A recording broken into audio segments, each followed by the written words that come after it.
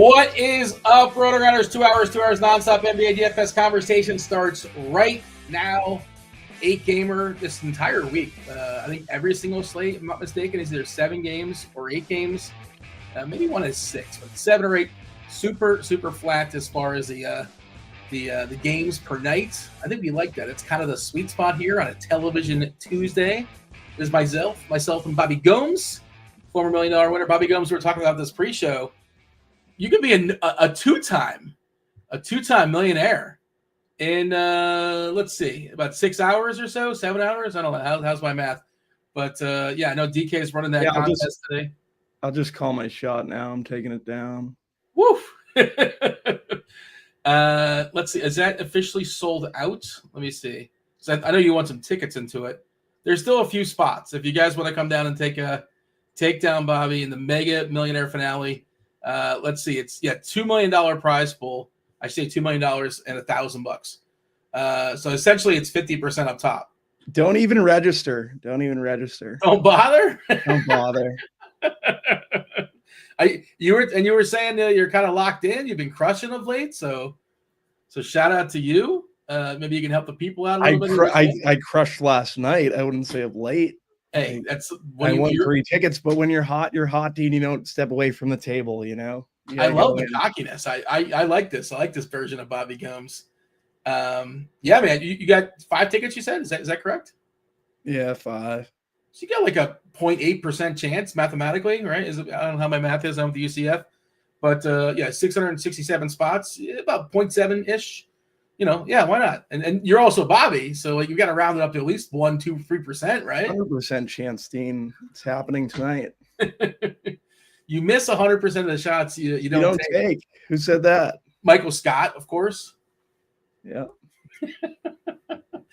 Oh man, not Larry Bird. Wasn't it Larry Bird? It was actually Wayne Gretzky, but Michael Scott was quoting Wayne Gretzky. I'm dropping the old injury report here in chat for the people as well. Do take a look at that. I see TJ hanging out. TJ is in the bullpen. TJ, one of the greatest DFS players in all of Saskatoon, Saskatchewan, Canada. Shout out to TJ. He covered me for a couple days, I believe. If not Friday, Monday, if not both days. So thank you. I seen him covering for you. I was a little worried. Am I going to be every time you're out? He's just stepping up. People are hitting the like button. Oh, you give him the like button. Yeah, I was gonna say like the Wally Pip thing, but I good Lord, we have to stop with the Wally Pip. Like he's always got you till he's actually got you, Dean. But that reference is like 90 years old or 80 years old with Wally Pip. Like I think we should update it. And I've said this for a long time. Tom Brady. Tom Brady is the modern day Wally Pip. He kicked out the Drew Bledsoe, right? But the main clip of that from that team was when Belichick said to Welker after Edelman ran back a punt in exhibition, "Have you ever heard of Wally Pip?" Oh, really? I didn't know that. Yeah. And I bet you the answer is I guess yeah, you would say Tom is. But Bledsoe stunk. Like I remember being like a 8-year-old kid and being like, "Is he going to throw another pick again on this drive?" Like I was never a Drew guy. He was really good in the Tom Brady roast, though. I don't know if you watched the Tom Brady roast. He was good on that. Yeah, watch that. Of course. As a Brady guy, you watched the roast on Netflix, I assume. I watched it. Yeah, Giselle wasn't too happy. No, well, I mean, I feel like she's never. Yeah, I mean, like I think Brady wasn't happy either. Like they don't know what happens on a roast. I don't think. I don't think he knew what he signed up for. They can be pretty brutal, and most things are not off limits. TJ saying I'm LeBron and he's Luka. I mean, that's giving us both way too much credit, I think. I mean, calling me LeBron is outrageous. Eventually, Luka will take over for LeBron, correct? Well, but the point is, like, I'm not LeBron and TJ's not Luka. There's a different tier. There's a different context. I would say you're the LeBron James of DFS hosts. You know, I would never say that. Comparison. That sounds outrageous. So, but that's very kind of you to say. All right, we have an 8-gamer. It is television Tuesday. We will go ahead and drop the first clue. I believe the first clue is scrolling here momentarily. You guys know how this works. Get yourself weekly of RG Premium. By the way, just so you know, it's not just basketball. And this is very useful this time of year because baseball right around the corner. I'm actually going to be digging into some baseball stuff for opening day, Thursday. It's an afternoon slate. We'll be on, I believe, 1 o'clock or so. If I remember correctly on the schedule, I think it was myself and Stevie, and you get Cardi, Kevin Roth, and his weather. Roth is always useful. He's spectacular as far as hosting the NBA stuff, but he's most useful for our purposes, DFS purposes, selfishly, with his weather reports. He comes on and lets you know what's going on right up to the bell. And Cardi and the bat. Kirkwood would have an argument with that statement because the dew point model is on layaway. Well, I've been promised the dew point model. I contributed to Kirkwood's Kickstarter like 7 years ago, and I've seen nothing of it. I feel like there's been no improvement. It's been threatening to happen. I think what I think it is? I think him and Chop just keep it in the secret chat. Whatever the dew point model is, I will still take whatever. I'll take Roth over it blindly, without even seeing it. I'm gonna be cocky on Roth's behalf. Whatever Roth's got, it's better than whatever Kirkwood has cooking up, which he doesn't. I don't believe it actually. I don't believe it actually exists. Get yourself week free of RG Premium. Be the first person to tell me what TV show I'm talking about. In the Discord, RotoGrinders.com/Discord live stream chat channel. 5 clues will be dropping, one every 15, 10 minutes or so, give or take. The first clue, Bobby, it is Chuck. Chuck is our first. Wouldn't it even be amazing if the TV show was the actual TV show Chuck? That'd be wild, wouldn't it? Never watched that show. But, yeah. TJ said he's a Trey Lyles of DFS hosts, which is, again, Trey Lyles is, a fine career for Trey Lyles. All right. Any news coming in? I feel like my phone is dinging. Oh, this is all for Wednesday. All right. Yeah. Of course, plenty of news coming in. We got Monk downgraded to questionable. The back half of the TNT doubleheader is Sacramento, and they're taking on the Thunder. Of course, we were talking about this pre-show. There's just there's not a lot of things that aren't settled. The Kings are motivated to lose at some point, but they want to get into the play-in stuff. And they're like an organization that really wants to make the playoffs. 9-10. It's 3 teams that are battling out for that 9-10, and Sacramento's one of them, as well as Phoenix and Dallas. They all essentially have identical records. So 2 of the 3 teams, Sacramento, Phoenix, Dallas, will be playing in the 9-10 game almost definitely, unless Portland rips off 10 straight wins, which is unlikely. But that appears to be where we're headed there. Of course, the Thunder, they have 13 games on the Rockets. That's outrageous. And they have a couple of games on Cleveland too. If they happen to make Cleveland in the finals, they have 2 wins, or they're ahead 2 games in the loss column on the Cavs as well. So they're really well positioned to have home court throughout. My Heat playing tonight. I know there's a revenge game. Jimmy Butler is back in Miami. I'm really curious what kind of reception he gets because he was a well-liked player and he gave us some good years here. But, as Butler does that milk thing sometimes, tends to sour over time with every franchise he's with. But I love Jimmy. I like him too. I'm conflicted. I like him too. He's a very likable, even how he plays. He just plays the game correctly. I like watching him play. Yeah. I will say the Heat have more drama going on, it seems like, behind the scenes. I don't know if you've been on the interwebs, but I heard Jaime Jaquez. I've seen this. One of my friends in one of our chats, is dating. I don't know how true it is. His ex-wife. Yeah, which are we not allowed to say that? I mean, I don't. You could say allegedly. Did you say allegedly? Allegedly, yeah. Yeah. I mean, I didn't really do the full deep dive. I leave that for others. But that is. There was some coincidences apparently. I don't know how true it was. I didn't do the homework on it, but I did the homework, Dean. Oh boy, it's did the going down. You're saying you believe it? You think it's happening? I think it's happening. Yeah. I don't. How old is Eric Spoelstra's ex? She's got to be like 20. Not that I'm judging, but she's got to be like 20 years older than Jaime Jaquez. I'm guessing, but I don't know. But Yeah, that was not a part of my research today for the slates.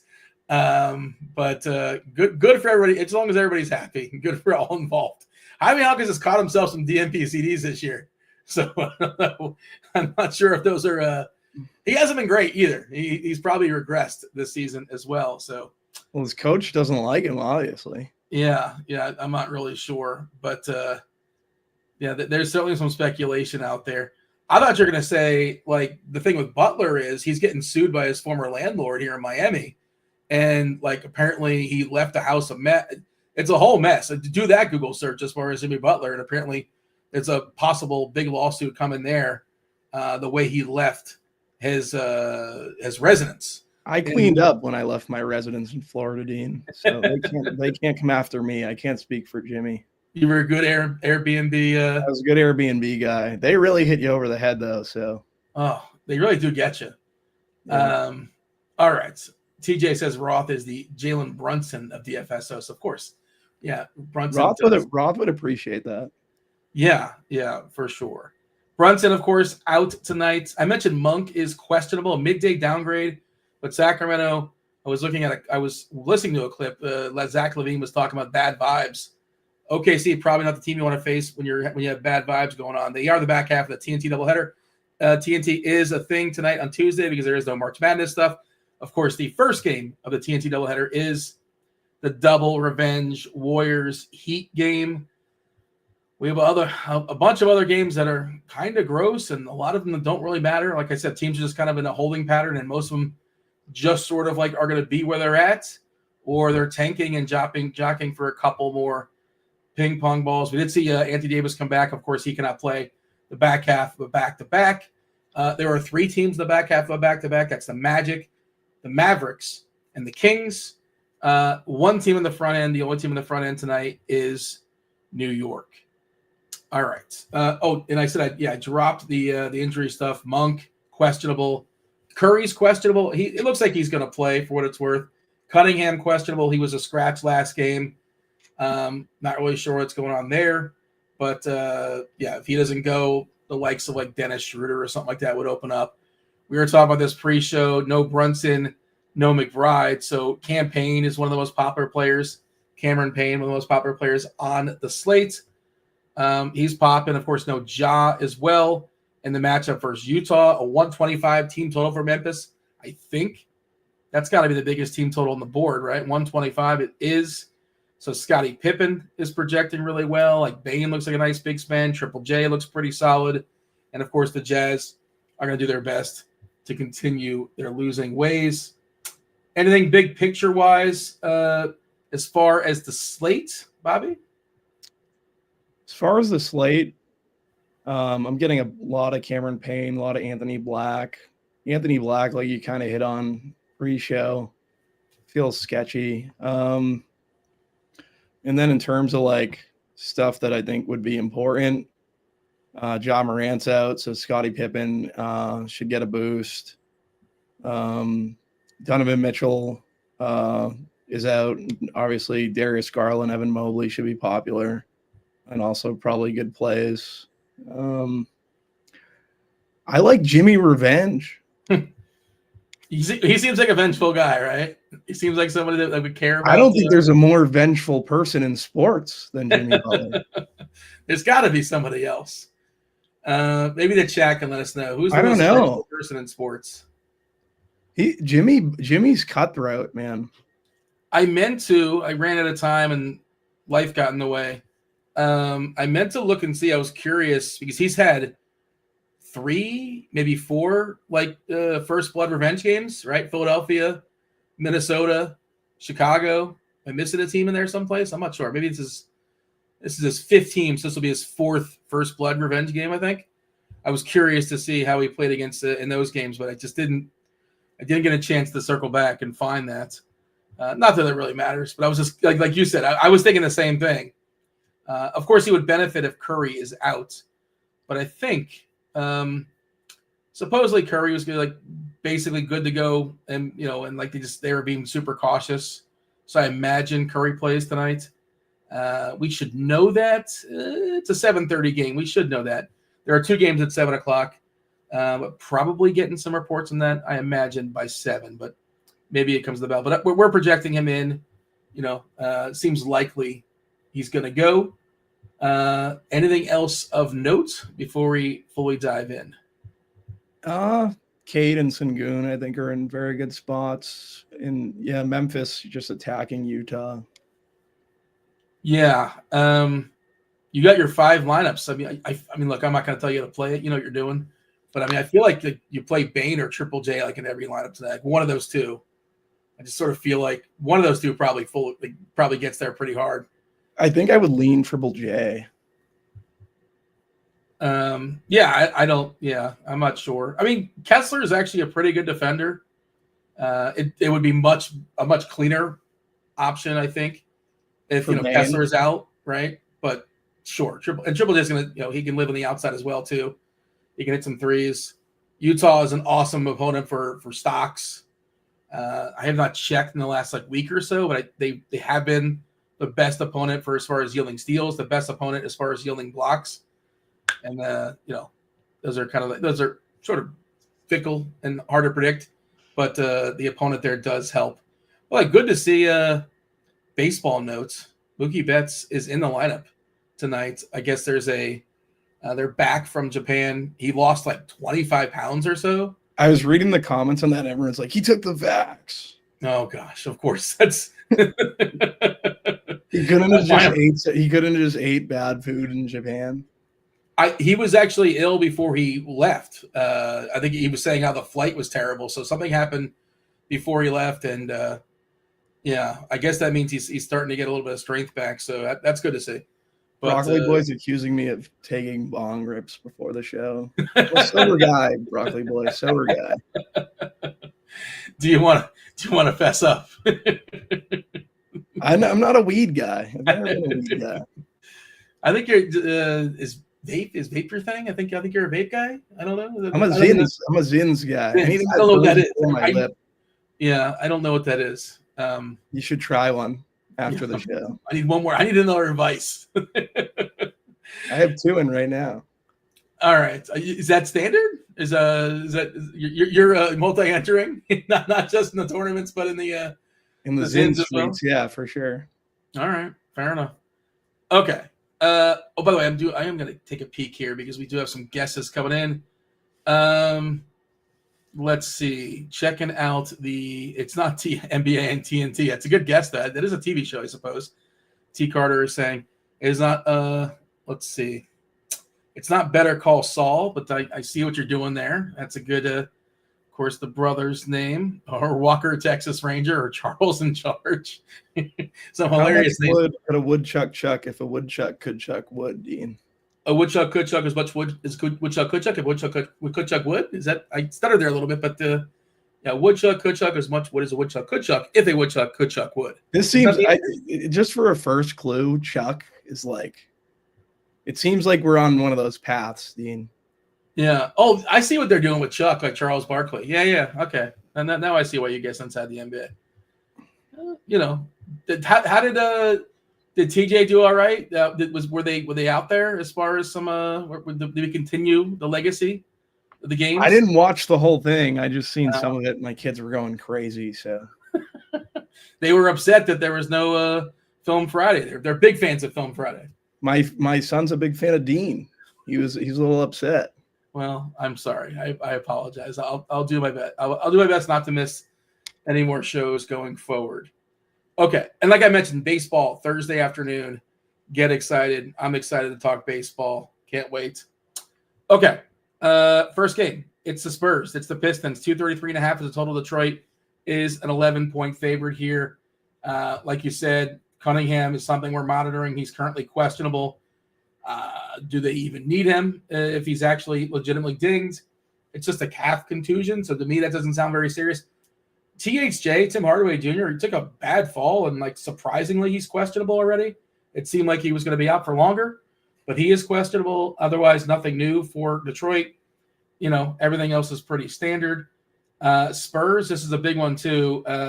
Castle, the rookie of the year, the presumed rookie of the year. Unless something really, really goofy happens, he will be the guy. So they got to pick somebody. it's going to be Steven Castle. Obviously, no Wemby, no Fox, no Bassey. But Castle out would mean Champagny. I don't think they would start Keldon because Keldon has not started all season. Paul would get a little bit more. Vassell would get a little bit more. Champagny would probably be the biggest benefactor. I don't know if he would be useful enough, but that's kind of where we're at right now. And we'll know this. If we don't know this, Crunch Time knows this because, again, it's a 7 o'clock game. 2 key players in this game. Cunningham questionable and Castle questionable. Where are you at as far as the Spurs in Detroit with the information we have as of right now? As far as the Spurs in Detroit, yeah, for me, like Castle, Vassell, I think those two are probably the Spurs that I have the most interest in. Sochan's there as well at 5,600.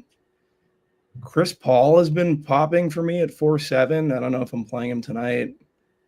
Keldon at 4.6, I like. It's pretty much the Spurs side. Currently don't have many Spurs. Like, it's mainly Vassell I'm getting a good bit of. Maybe that'll change. And then for the Detroit side, like if Cade were to sit, I do think I would have some interest in Oscar Thompson, 4.5. Jalen Duren, I think, is in a good spot at 7,200. I don't want to get too overshot to this game, though. It's more the other 7 o'clock game that I have more interest in, being the Magic and Charlotte. I know we have an if-then for I did want to talk about. So Dennis Schroeder, if we happen to lose, now we have an if-then for Cunningham and Hardaway out. They didn't separate both of them. But if they both happen to be out, Schroeder would look amazing. About a 35, 36, 37 median projection for FanDuel or DK, respectively. What is his price right now? I think he's like in the 4s, right? Yeah, 4.7. He would just be, if you happen to lose Cunningham and you lose Hardaway, even just Cunningham, I think Schroeder would project awesome. You mentioned Chris Paul. Like, just what is the motivation to play him a fair bit? I know, like, if we happen to lose, like, I wouldn't play him at all. If you happen to lose Castle, then maybe. But even still, like, why would they push Chris Paul? They're they have no reason to play Chris Paul. You know, you might get 28, 29 minutes out of him. I do think Keldon's my favorite Spur. Yeah. He would be mine as well, I think. Keldon and Vassell. The Schroeder thing, obviously, like with the if-then projection, he's going to pop significantly. Mm-hmm. I've never had the most luck playing Schroeder, but we're going to have to say that he's probably going to hit your teams with that median projection. So you're just going to have to suck it up. Yeah, that's pretty much. He'd be a tough fade, actually. I think he'd be a very tough fade. Well, the interesting thing would be, like, it'd be Schroeder and then Campaign, and it's like, oh, well, so nobody's spending up on point guards, right? And then Pippen's right there. Ty Jerome is right there. Like, just nobody's spending up on point guards today. That's a way to be different. To spend up on a point guard. I like both Pippen and Jerome. Yeah. You mentioned no Mitchell. Anything else of note as far as the Spurs and Detroit? Did you mention Duren? I think Duren's a pretty solid play. Duren's fine. 7.2 for Duren, especially if Cade sits. And if Cade plays, as of right now, we're looking at 6% ownership, which is pretty low. You mentioned Oscar Thompson. Just he finds himself in foul trouble a lot. He's not guaranteed to close. It's really fickle as far as his minutes. But he can. Like, he would benefit if Cunningham's out. He's another guy who would benefit. He would be the first benefactor. But it's just there's some volatility to him. Too many fouls, no certainty that he closes. But I guess he's in the pool in some ways. Okay, you want to talk about Orlando and Charlotte. This game excites you. Orlando, Charlotte, what is the total? Well, let me pull it up right now. It's 213.5. That's not a very appealing number. The Hornets are 5-point dogs here as far as who's in and who's out per the injury reports. Okogie's questionable. Jalen Duren's questionable. Oscar Thompson, 7.2 for Orlando. 6% ownership. It's 213.5. That's not a very appealing number. The Hornets are 5-point dogs here as far as who's in and who's out per the injury reports. Okogie's questionable. This is like about as healthy as Charlotte has been in a while. I shouldn't say healthy because they're just resting guys. But, Ball is not available. He's in the G League. Brandon Miller, of course, out for the season. We haven't seen Grant Williams in a long time, but they have all their dudes, essentially. Basically, everybody is available for Charlotte. Kobe's questionable, but he doesn't matter a heck of a lot. Orlando, we're assuming Colante is going to be out. We're projecting him out. He's officially doubtful. Trevelyan Queen is questionable with his ankle. Of course, Jalen Suggs, not around, not available. He is out. And no Mo Wagner. This is the back half of back-to-back for Orlando and travel, but they are 5-point favorites because the Hornets do stink. I'm guessing your interest is in Banchero, if not Banchero, Wagner. Banchero and Wagner, the one thing I would caution is they both played a ton of minutes. Those minutes could be scaled back. The last time they were out there, that would be my biggest scare, but for Charlotte, it's a good matchup for a guy like Banchero. He can really eat, so he's definitely my favorite. The other magic that's popping for me is Anthony Black at 3,800. How do you feel about that? Well, yeah. I currently have 38%. That'll probably change, I would imagine. I think that's shaky chalk if that ends up being chalky at all. You're not in on that? It's fine. He probably doesn't. Well, I guess part of it has to do with if Cunningham plays. I assume Cunningham plays, but we're talking about, other cheap point guards, right? And we kind of ran some down. We're talking about Pippen. Campaign, it seems like a really hard fade. You said you like Ty Jerome. So I think there's kind of an opportunity cost amongst the cheapies. He's point guard. Yeah, point guard and point guard only. I don't really love it. I think he's costing you one or the other. Just spend a little bit more. And, I just like Payne more, dollar for dollar. I like Pippen more, dollar for dollar. I agree with you on Jerome as well. And just let me pull up his fantasy points per minute in the season. I feel like they're really poor. My top of the head, it's like 0.7 or something like that. The usage isn't very high. It's not the strongest pace matchup either. Yeah. It's just not a lot to get excited over. Let's see, on the season, Charlotte is 7th or 8th slowest. Defense, last 10 games defensively, Charlotte's been bottom 6 or so. So, but again, the pace is not great. They've been a little bit faster. Last 10, they're like 9th worst or so. On the year, usage-wise for Black, we're talking about it's up to almost 20%. Okay, so it is higher than I expected. 20% is not awesome.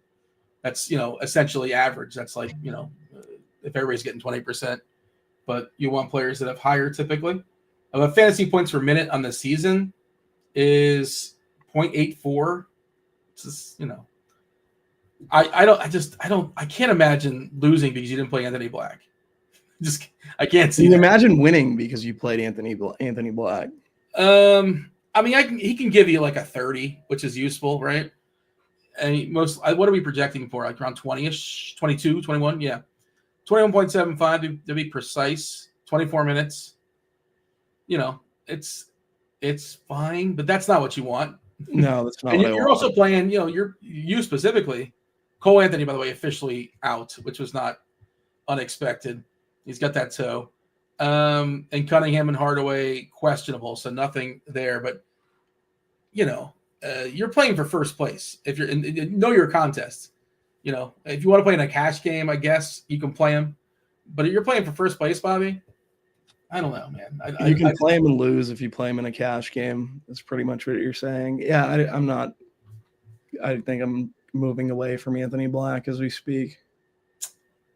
I wouldn't prioritize him. And also, it's the 7:00 game. Like, there's not a ton of news that we're waiting for. Like, Keon Ellis probably steps in for if Monk is a scratch, but he's been priced up more because he's been filling in for somebody else, Levine. Like, he's just kind of their guy.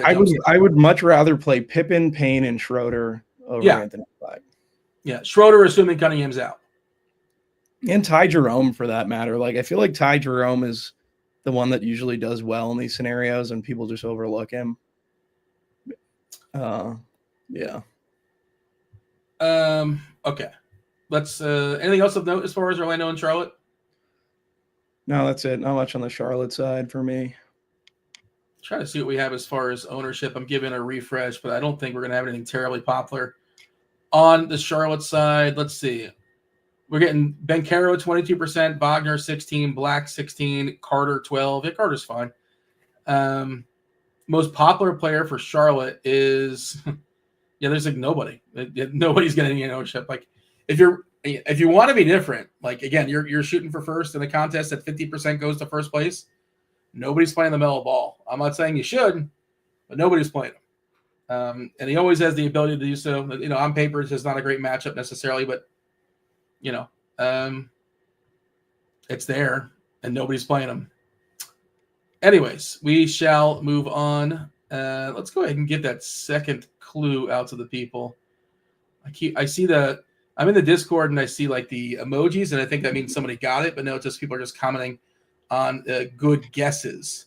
So nobody guessed today's Television Tuesday just yet in the Discord, RotoGrinders.com/Discord live stream chat channel. Again, a week free of RG Premium, football, baseball, basketball, hockey, NBA, PGA, MMA, all the sports with the exception of NASCAR. And like you actually get to use the baseball content. And I was telling you, our baseball content is awesome. Very, very good. Looking forward to baseball season starting in just a couple days. The second clue is swap. Swap is the second clue. All right.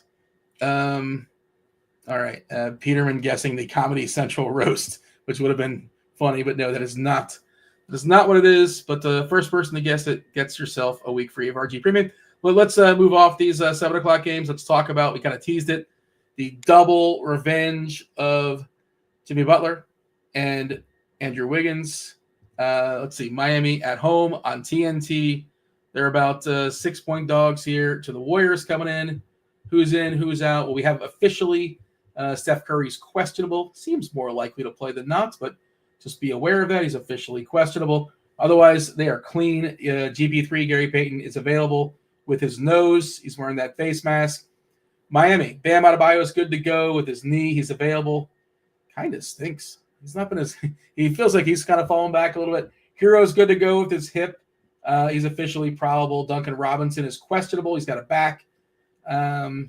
Nikola Jovic still dealing with that broken hand, but otherwise nothing else of note. I don't think anything projects great here, right? The projection, unless of course we get Curry out. But as of right now, unless you have a revenge model, does anything project spectacular here for you? Not really.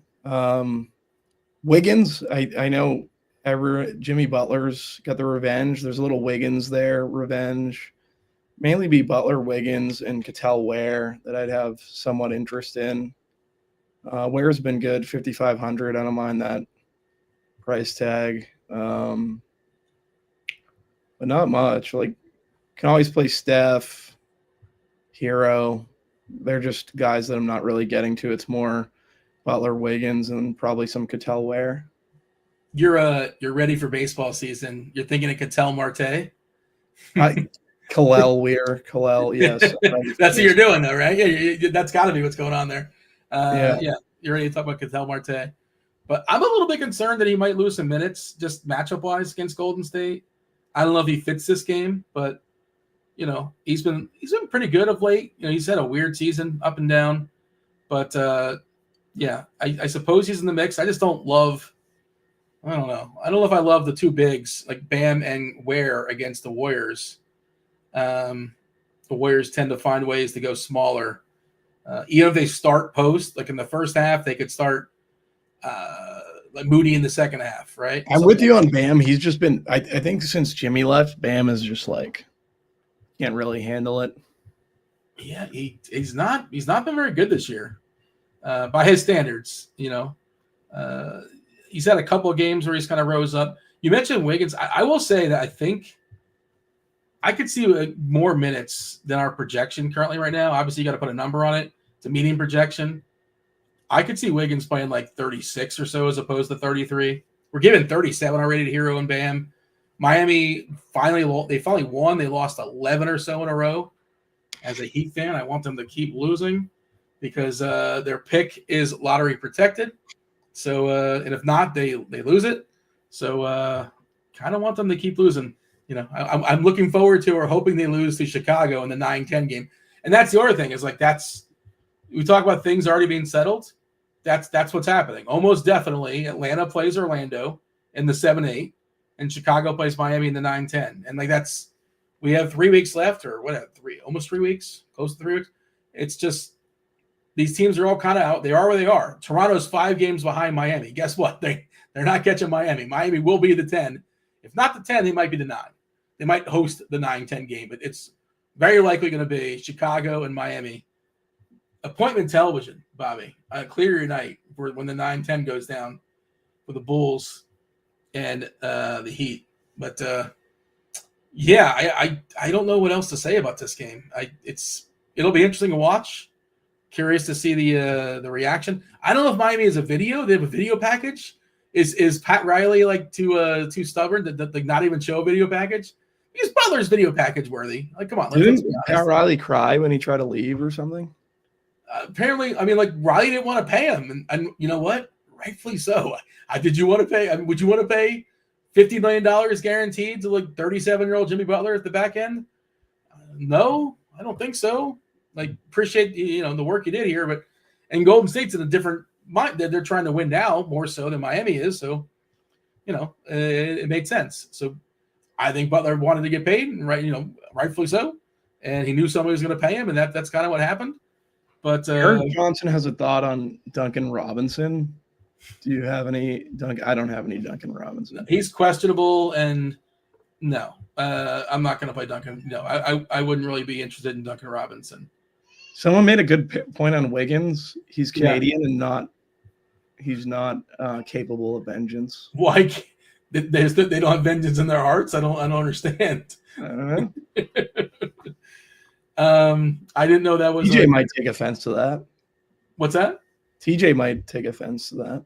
I think it's a compliment saying Canadians are nice. I think that's the way I'm interpreting that, but I don't know. Not really sure how it was intended, but aren't Canadians about to be Americans? I don't think so. All right. You got anything else as far as Golden State, Miami? No, that's it, Dean. That's it. Okay. Dallas, New York. 224 is the total. New York is a 10-point favorite here. Dallas is playing the back half of back-to-back. We saw Anthony Davis come back last night. That's why he's disappearing tonight. It is, but if you want to play an angle, this is a really, really goofy angle. But this is Kessler Edwards' last game for Dallas, unless they sign him. This is his last game he's available to play. As far as you have only so many two-way stuff and the manipulation of you've heard about the Mavericks running out of games for some of their guys. Well, this is the last game for Edwards. I don't know if they can sign him later in the season. I don't know. I'm not sure if they intend to, but this should be the last one for him. And they're running out of games, I think, for Williams too, who's, I believe, is he still questionable, Brandon Williams? And maybe they just give him that tag just to save face, just to, so they don't look like clowns, more clowns than they actually do as an organization. So he's questionable. They gave him a back. Caleb Martin not playing. Lively, Kyrie, of course, Gafford, Exum, Anthony Davis is out. PJ Washington also questionable. So they theoretically could be down to 8. I'm seeing 10 right now, but 10 is including Brandon Williams and PJ Washington. So they can get thin really, really quickly. Just of note there, I guess Kai Jones would get more, a little bit more.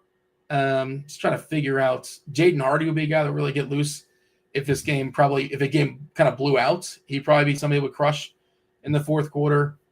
But some ifs there, and just kind of keep a note on that, possibly down to 8. The big one, of course, would be Washington. Williams doesn't matter as much. And I kind of buried the lead as far as this game because New York, without Brunson, still without McBride. Mitch Robb is officially questionable.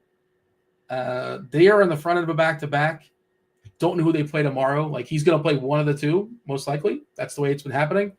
I think he's been playing the front end, but maybe they flip it tonight. Not sure, because this game doesn't seem like a priority. Don't know who they're playing tomorrow. I guess I can check.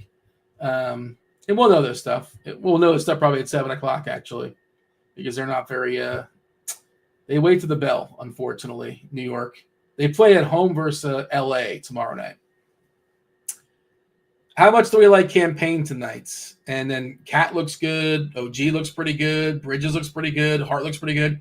All the starters look pretty good, but Campaign dollar for dollar looks like one of the best plays in the slate. Yeah, for me, Campaign's a very tough fade. I'll probably have him on every single one of my teams. Like, I'm not fading Campaign tonight. I think he's a very strong play. I like Towns a real good bit too. Just with the rim defense of Dallas, like, Towns should be in a spot to eat. So I'm all over that. Mm-hmm. Anyone else? I always miss on the Josh Hart thing. I don't think I'm getting too many other Knicks. Maybe I should be considering them, but mainly Towns and Campaign for me on the Knicks side. I don't love the Mavericks. What about if they're down to 8 and they lose Washington and Williams, which is, again, I don't want to be like a big one if there, but it's just Washington's out. I mean, the prices are up. Marshall's now 7-3. Dinwiddie's 6-9. Kai Jones at 4-9 is kind of interesting. I don't hate the Kai Jones call. I like the Jaden Hardy call a good bit. What was it, a week ago? Jaden Hardy came back from injury, so he's getting more acclimated. What's Hardy's price tag? I mean, he's only projected for 13 minutes, but, like, again, he would have to get a bigger projection if we lose Washington. I know it's a different position. He's also a guy that could, they're not just going to call the game off if they're down 30 in the fourth. He would play the entire fourth quarter. These Dallas price tags are like Najee Marshall, 7-9. He's like the fourth man for the Pelicans last year or 2 years ago. He's paid that salary off, though, several times. By the way, Duncan Robinson ruled fourth man off the bench. Yeah, well, not that far down. It's just he's paid it off for sure. It's just I think it's a tough price tag. It's just tough times, and it's the tough scene in Dallas. They're definitely getting Cooper Flag. Well, the thing is, like I was talking about at the start of the show, the 9-10 in the West, it's between two or three teams, right? And one of the teams is Dallas, and I don't. Do they want to make the playoffs to show like, hey, look, see, we made the playoffs? No, they don't want to make the playoffs. They want a lottery pick in this draft. I mean, yes, you should not want to make the playoffs, right? Absolutely, I agree. But maybe they're so stubborn. As a franchise, they seem their decision-making process. Maybe the fix was in, Dean. Maybe the fix was in. NBA is like a participation trophy league. Too many teams make the playoffs. Yeah, I guess technically you don't make the playoffs if you're in the play-in game. Like, you have a keeps you in stagnation too. But having a chance to make the playoffs while being they're 35 and they're 37. Like, we could look at the Eastern Conference. The Heat are 30 and 41, and they got a path to the playoffs. It's just embarrassing stuff. Yeah, that's too many teams. If you have teams like that with a record like that making it, it's too many teams. What about making it, like possibly 10 teams from the West can make it and 6 from the East, just best records? I like best records better, honestly, yeah. Let the best teams in. I mean, Dallas, Phoenix, Sacramento. East and West, don't let the team that's 11 games, like you just said, under 500 somehow have a chance. Like, that's kind of crazy. Yeah. Just wait until they get the expansion teams. A couple expansion teams coming in. Within probably 5-6 years or so. The Vegas team and a Seattle team, they're coming. It's coming soon. Anything else as far as Dallas and New York? No, that's pretty much it. Towns and Payne for me. Let's give out the third clue to the people. Third clue as far as today's Television Tuesday. The third clue is money. Chuck swap, money. Those are our 3 clues. Looks like we just got an update as far as our projections as well. Let's give that a refresh. I should mention we talked about campaign on FanDuel. Man, he's like 500 less. So currently 60% is the ownership, and I would say it'll probably come in higher than that. I don't know, man. 60.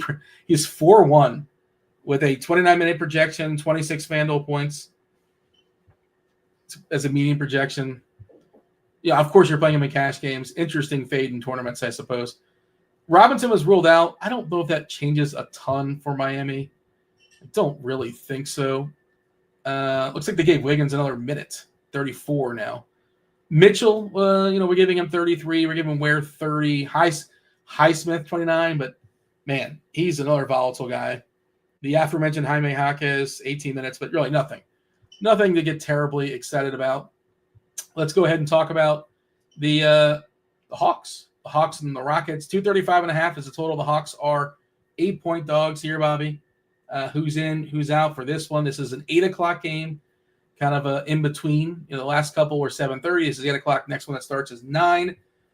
Nothing really new for Atlanta. Capella's still out. You got Barlow playing his backup 5 minutes. Nance, Jalen Johnson, Keaton Wallace unavailable. The probable tag for Trae Young. He always gets his probable tag with his Achilles. As far as Houston, well, Reed Shepherd has been out. Otherwise, they're fully healthy. Fully healthy squad for Houston. Good matchup, of course, against Atlanta. Love that pace. Rockets, Hawks. What do we like? Sengun. I don't know what Atlanta's going to do to try to really stop him. I love 9K for Sengun. I think it's a really good price tag on the slate. Outside of that, I think Fred VanVleet at 6,200. It's a really good price tag for him as well. Mm-hmm. Jalen Green would fall behind those first 2, but I think he's also very much in play and up in a fast tempo game. 7,800 for Green. Your boy Amon Thompson, I just don't. He's not going to be owned. 8,200 for him. Just probably tough and within construction. It's just he's not getting the 38 minutes. Because everybody's healthy. Okay, there's no Mitch Rob, by the way. Mitch Rob out tonight, so they're gonna save him for tomorrow. Okay, I think that's a little switcheroo. I feel like he's played the front half, but again, tomorrow night's game feels a little bit tougher. No Mitch Rob tonight for New York. So should I be more interested? So I tagged Bridges earlier, but at 6,500, maybe I should be more interested. He wasn't expected to play a lot, 17 minutes or so. Bridges is already getting 37. Yeah. I guess it would be a little bit more for Precious Achua. Yeah. Achua. But I don't think you're getting there. I don't think for Towns. Towns might get it to 30. They might give him an extra minute, right? I'm not on the projection team, but I can see him getting to 36 as opposed to 35. Yeah. Steven Castle officially in for San Antonio. That's good to know. Would like to get news as far as the other side of that game. Well, again, we don't know it. Crunch Time's going to know it. You got Will and TJ coming in around 6:20 on the East Coast. Houston's tough. They're just all healthy, right? It's just hard. It's hard to figure out the minutes. Like Şengün, I like Şengün too, but sometimes they cut his minutes. Sometimes he doesn't close. They played him a little bit alongside Steven Adams. I don't think you do that to Atlanta. I guess you, Okongwu and Gay maybe, but they don't play those guys together a ton. They usually open with them, but they'll split off at some point. But I do like the upside of Şengün for sure. You mentioned Green. I think Green's pretty solid. Brooks is a pretty good point per dollar play. He's not one of those guys of is that somebody you need to win? Probably not. But maybe he helps you get the big spends to kind of get there, and he doesn't hurt you. But I wish they weren't all healthy, and for our purposes for DFS, because we're we're giving 35 to Green, 35 FEV, but we're also, Adams 19, Holiday's getting like 3 minutes, Tate is getting 1 kind of hedge minutes there. You don't really know if they're going to play or not, that kind of thing. Easton in the mid-20s. And it's just hard to know who's going to close if this game is close. Easton, Smith, they're possible closers, right? They can kind of jump in there depending on. Anything else of note as far as did you talk about Atlanta? I don't really love much on Atlanta. Like, do I have to play Trae Young again? Okay, I'm just over the Trae Young experience. Nobody's playing him. I mean, that's the best thing you can say about it is nobody's playing him. With a matchup against Houston's not great, obviously. Yeah, there's really nothing. I think I would prefer Dyson Daniels to Trae Young at 7-3, but there's really nothing that stands out for me in Atlanta.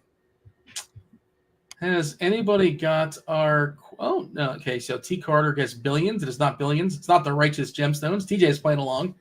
It's not the Righteous Gemstones or Eastbound and Down. It's none of the Danny McBride shows or Vice Principals. Let's see. Young Sheldon being thrown out there. Storage Wars. It's not Bookie. Okay. We shall move on. Let's talk about the Grizz and the Jazz. There are 3 games to go here, Bobby. 3 games to go. We got about 25 minutes or so until crunch time comes in, so we got plenty of time to make things work here. 240. 240 is the total. It's a big boy total. Of course, the Grizz, big-time favorites here because the Jazz are horrendous. They like being horrendous. They are 11-point dogs here at home. Utah currently in the 2 spot in the Tankathon, if you're curious. The same amount of losses as Washington's, for what it's worth. Washington 15-56, Utah 16-56. Charlotte wants to hold down that 3 spot too. New Orleans knocking on the door. Three of the 4 of amongst Washington, Charlotte, Utah, and New Orleans will be in that precious spot to have a 14% chance at Cooper. Okay, who's in, who's out for Memphis? Well, this is important because the Grizz are without Brandon Clark. I believe he's out for the season. I saw that note. J.D. Jackson is still in the G League. Lamar Stevens is doubtful.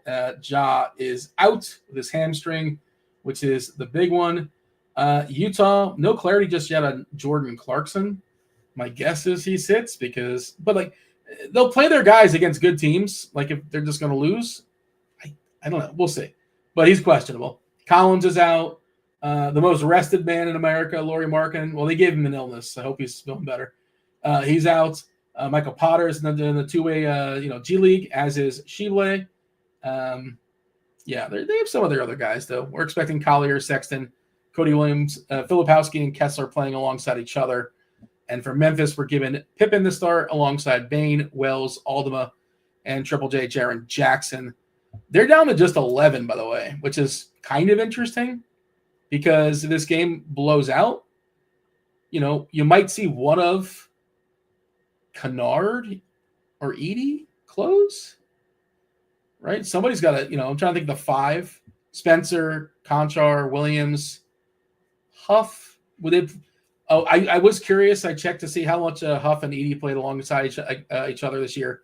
25 minutes. And if the game's a blowout, maybe they don't matter. But Edey's kind of fallen back for what it's worth. And we are expecting Triple J to start at the 5 versus Kessler. Your thoughts, Memphis? They look really good as a team. Biggest team total on the board against Utah, who just bleeds fantasy points. Yeah, Pippen and Jaren Jackson, I think, is the starting point on Memphis. Those 2, I think, I'll have the most exposure to. Followed by some Vince Williams, getting some value there at 3.5. And then Santi Aldama at 6.4. I think in tournaments, he's someone I want to at least have on one of my teams tonight. Just has upside occasionally, and we're targeting the Jazz all year. I don't mind Santi. Bane's the tough one because Bane's going to get squeezed with all this point guard value. I would not play Bane and Jaren Jackson. Maybe you could play Bane and Jaren Jackson together. Just those price tags are super high. Then you're probably leaving off Pippen in that scenario and finding another punt. For me, it's Jackson, Pippen, followed by Vince Williams and Santi. and Bane's going to kind of fall by the wayside. I know you're pretty bullish on Bane tonight. Yeah, I'm not sure if I have a definitive answer as far as Bane versus Triple J, but I do like the idea of playing one of the two. Projection-wise, Triple J is hitting him harder. We just got a brand new update as far as projections, and I did I made 77 lineups. I added a little bit of bells and whistles. I capped it at 83%. No more than 83% for one particular player. The one guy hitting the cap on DK is Pippen, the aforementioned Payne as well. And the build kind of goes, we talk about the cheap point guards. Pippen, Payne, Jerome are my three most popular players. So, again, that is the slate right now. Cheap point guards, cheap guards. And then spend up on Triple J, spend up on Towns. Let's see, did they give Towns an extra minute? They might have. I bet they did because he's hitting stuff now. Yeah, I think they gave him an extra minute. They think he was at 35 before. Now he's at 36. Projection-wise, the absence of Mitra. Wiggins is hitting some stuff too. I really think that they can play Wiggins like 37 minutes or so. Like I can see that being a possible thing. And we did see a big upside game out of him last time, for what it's worth. I think in Charlotte. He put up a huge number. Every once in a while you'll see that out of Wiggins, and I never play that guy, but I think he's very much in the pool this evening. If you had to play somebody in Utah, you got to pick one Jasmine. Who would it be? Probably Keontae George at 6,100, followed by Walker Kessler. Those would be the two that I'd have the most interest in. Outside of that, I think it's more just large field tournament plays if you want to go to Filipowski or someone like that. Kessler's tough because, again, if this game is close, he might go bye-bye, but we are giving him 29 minutes. Filipowski's been pretty awesome. And I've been monitoring the Kessler, especially Kessler. I was looking at this before the show. I bet it again. He's taken 25 3-pointers in his last 5 games. He's taken 32 on the season. They are very much insisting, Curry's out. That's a big deal. That's surprising. Okay. Warriors value. Warriors. All right, we'll get a refresh on that, and we'll revisit. I hate that. Well, yeah. Jimmy's getting a boost. Jimmy G revenge. Jimmy gets buckets as well. Ugh. But who would? We'll see. We'll see how that ends up affecting Golden State. But certainly, I was reading Noto's stuff and was 3 or 4% boost usage wise for Butler. The path is clear for a Butler revenge game. Although I guess you could argue and say, well, Miami now can, hone in on him more if you want to make that counter argument. Now they can account for him more defensively. Okay. We'll give it a refresh with the projection soon enough when that comes in. Let's talk about the 2 10 o'clock games. You know what? Have we not had a winner today? And I don't think we have a winner just yet. Yeah. Let's go ahead and run a fourth clue for the people. For Television Tuesday, Chuck, swap, money, move. Move is the fourth clue. Get into Discord. Get yourself a week free of RG Premium. No winners just yet. Maybe one will be coming momentarily. But see some guesses coming in. Get yourself a week free of RG Premium. RotoGrinders.com/Discord. Live stream, chat channel, crunch time coming in. 20 minutes or so. You got TJ, Roth, and Will. Okay, the back half of the TNT doubleheader, we'll talk about that in a second. No, that's the first game. OKC in Sacramento, 232 is the total. OKC is a 10-point favorite here. They're not a very motivated team. They're locked into one, right? They can kind of sort of coast in. They're up 14 games in the loss column on Houston. They've lost less than twice as many games as anybody else in the West, and they're 2 games up on Cleveland. So OKC pretty well secure, home court throughout. Hartenstein's officially available with his nose. Chet Holmgren is questionable with his hip. We have not seen Jalen Williams for a while. He's got a hip. He's questionable. Wiggins, it's Aaron Wiggins is questionable. Kason Wallace also questionable. It's just tricky to say. They also have a lot of wings, so If one's out, it's not a big deal necessarily. The prices have kind of adjusted with Williams being out. As far as Sacramento, midday downgrade. Monk is questionable with an illness. If he doesn't go, Keon Ellis, you got to assume, will just jump right into his spot. They are playing the back half of a back-to-back. Your assessment of the Thunder and the Kings. Yeah, if Williams and Chat are out, then I'm interested in Shea. Also, like Hartenstein, Case and Wallace would get a boost. Those would be the main OKC guys that really stand out to me.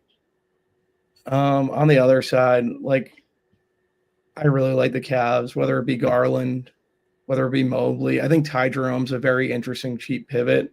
Bobby, we got not to cut you off. OKC and Sacramento. OKC and Sacramento. Sorry, I switched to the Cavs. No worries.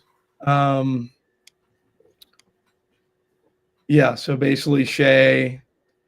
Yeah, just the Shea, Wiggins, Hartenstein. Like those would be the main guys for me.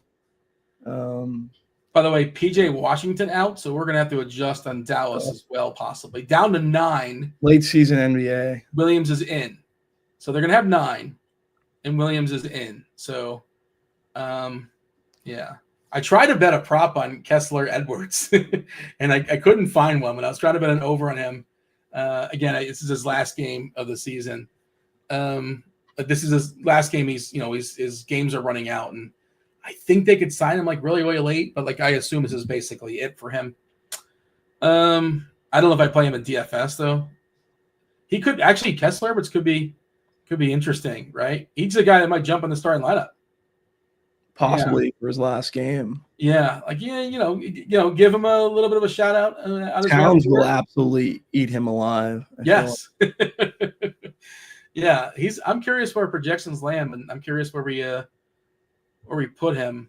But yeah, definitely something worth monitoring. One of these Mavericks is going to end up being like people aren't going to get up to Dinwiddie. He's like the toughest roster in NBA. 7K. He's 7K. Well, you can pay that off. Yeah, of course. Najee's there at 7.9. I still can't get over that price tag. I liked your Kai Jones call at 5,100. Yeah, he's another guy. 3,800. If he's starting, he's probably gonna be steamed up really quickly. Probably, yeah. And I guess Christie could start, right? They could start. He stinks. They could start Dinwiddie, Clay, Marshall, Christie, Jones, and Edwards would be like their 6th man. Hardy, kind of the backup 1-ish. I don't hate Hardy. I just wish he was like 700 cheaper. Yeah, you want him in the 3s. I want him in the 3s for sure. Kai Jones in the season, 1.13 DK fantasy points per minute for what it's worth. Where's Kessler Edwards as far as fantasy points per minute? 0.78, not very good. A 12% usage, not very good. Yeah. But he would, if this game gets ugly, no matter what the score is. I saw somebody say like New York's going to beat him by 40. He closes the game. Like he's one of the guys. He's one of the 5 out there. It's not going to be Clay. You can kind of work backwards, right?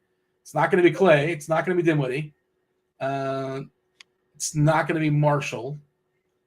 And it probably is. It's probably not one of Christie or Jones. I would assume it'd be Hardy, Powell. I don't know how much they can play Powell. So, yeah, I feel pretty good that Edwards would be a closer if that game gets thoroughly goofy. All right. We'll get our projections updated there, and we'll get the Warriors as well, and we'll see what has changed. We'll have time to kind of circle back, but let's first complete the Thunder and the Kings. Let's finish our thoughts there. Yeah, so it's mainly just Shea. I'm on the Thunder side. Shea, Hartenstein, Aaron Wiggins, and probably some Case and Wallace. In terms of Sacramento, like I don't want to target OKC's defense at all. So these Sacramento guys just kind of fall by the wayside. I don't know if you have any thoughts there. I mean, the best thing about Sacramento is the minutes, right? The minutes are just awesome. The matchup is bad, but you can get 36, 37 out of Levine and DeRozan, possibly more, right? Like, it's also a national TV game. You get those extended commercials. We don't know if Monk is playing or not. He's really tough to pay off. At 8-1, it's a really bad play. At 8-1, that's really hard to justify. Keegan Murray is just, I don't think he's it. The Sabonis thing, it feels like they're rushing him back again. With his, it's back half of a back-to-back, and he's left games twice in the last 4 or 5 games with leg stuff. I know they're pushing, I guess, which I don't know. Again, 2 of those 3 teams make it in the 9-10 nonsense to get knocked out at best, against Oklahoma, OKC in the playoffs. But I don't like it either. I don't really. It doesn't look great. But again, the best argument is nobody's playing him, and they're going to get a ton of minutes, and even more usage if Monk sits, because Monk takes more shots than the guy who would take most of his minutes, Keon Ellis. Okay, let's go ahead and drop that 5th clue for the people. We're on clue number 5. All right. Chuck, swap, money, move, the last clue for Television Tuesday. Tell me what TV show we're talking about. Dance. 1 guess per clue drop. Get yourself a week free of RotoGrinders Premium. Do want to mention, if you're playing multiple DFS sports, check out the sweet deal we have going on right now for a limited time. First month Combo Pro is $79.99. That also includes content for the March Madness tournament. So be sure to tap in on that. And again, the baseball content, there's a lot of baseball content, but Cheese, Dave Potts, if you guys don't know, if you're new, his musings are worth it just right there. Just to read his article every single day or 5 days a week is spectacular. Amongst all the other stuff out there, content-wise, football, baseball, basketball, hockey. You get a week free if you happen to tell me what television show we're talking about as well. Let's see. Did anybody happen to guess it? We do have a winner in the chat. All right. Shout out to Gray Bill. Gray Bill takes it down. We'll explain that momentarily. We did get an update as far as projections, I believe. I think this is going to include Golden State without – we got it without Curry. Butler's going to project pretty well. I'm running my projection stuff again. Oh, getting Pods. Well, Pods is kind of priced up, so he's not going to pop. He's more in the pool now, but he's not going to pop at all. I don't think. Let's see. There's the Kessler Edwards. He's super chalk now. We're giving him he's 3.8. Yeah. He's very, very chalky. How many minutes are we going to give him? Mid-20s, I believe. I hate that. 32. So we're giving him the start. And this is his last game. They're gonna let him have a good time. And Cat's gonna work him too, like you said. Yeah. They're down to 9, and he's 34 minutes for Marshall Dinwiddie, 32 Edwards, 29 for Christie, 29 for Clay, 28 for Kai Jones. Hardy got boosted up to 18 minutes for what it's worth, but again, he's an interesting flyer. You really can't project him for much more than that, but I think he's got. I think in large field stuff, he's an interesting play. 100% agree. Yeah, definitely. Same with people aren't going to play Dinwiddie. I'm not going to play Dinwiddie, but I could see Dinwiddie having a pretty good game tonight. Let's talk about this last game. It's the Cavs and the Blazers. The other 10 o'clock game, 2:30 is the total. The Blazers, they are 7-point dogs here at home versus Cleveland. Cleveland without Donovan Mitchell. No Mitchell for Cleveland. Otherwise, who's in, who's out for Cleveland? Well, nobody of note. Nobody else that matters. The Blazers, DeAndre Ayton is still out. Jeremy Grant is doubtful. I feel like it's been a long time since we've seen him. He's had a lot of questionable tags. Maybe I missed one of his starts. Robert Williams, of course, another guy we haven't seen much of. He's out. Banton officially questionable with his illness. Your boy Denny Avdia has been going off of late. He's been outrageous. I like Denny tonight. I'll tell you that much. 8-4. Denny Avdia is 8-4, man. Give me some Denny. Give me some Denny. So talk to me about Denny and the Blazers. Feel free to jump over to Cleveland as well. He's just been lighting it up. And for me, I like to ride the hot hand on the Portland side. Like, he's easily the guy that stands out the most to me. He's also going to be the highest owned on the Portland side. I don't really like to mess with like their 3-guard rotation. So easily just going to Denny if you're looking for a run back with these Cleveland guys. I think it makes a good bit of sense. Cleveland with Mitchell out, Mobley, Garland, Ty Jerome, one of my favorite rosters all year. I think he's a very interesting pivot off the chalk value pieces. He's still going to get some ownership, but I think he's just a good play in general. I think I'd prefer Mobley to Garland. It's like, 500 more. A lot of opportunity cost at the point guard position. Garland's tough because all the cheap point guards. Yeah. So he's an interesting play. I don't love the matchup either. I assume that's Kamara's going to be on him. He's one of the better defenders in the league. Yeah. But I don't think he gets played, right? Well, what do we have as far as ownership? 12% on DK? That's where it's currently at? If you had to go Garland or Bane, who would you prefer? You'd prefer Bane, obviously. I prefer Bane, yeah. But, I think the field does too, so. Not by much, though. No? 20% DK. 10. It's about twice. And we'll see. This stuff will change because, the news of Golden State just broke, and I'm sure the ownership stuff is not perfect, not where they want it to be as we close in. Looks like they just gave it an update, but they're going to refine it. Yeah, an update just came in ownership like a minute ago. So things are, it's fluid, as always. I think Ty Jerome might be my guy tonight. Yeah? Yeah. He's been really good. He's been really good. He's been fantastic, especially in the scenario when Mitchell's out or Garland's out, just stepping up. I like the Jerome play a good bit. Just there's no guarantee he closes. He's scoring reliant. I know TJ's. I feel like I had a conversation with TJ about this earlier in the year. I don't like a player that coming off the bench, no guarantee they're closing, scoring reliant, and they're going to be fairly popular. And we're looking at 25%. I get it though. It all makes sense, but I just don't like that that setup, if you will. Yeah. No, I get you, Dean.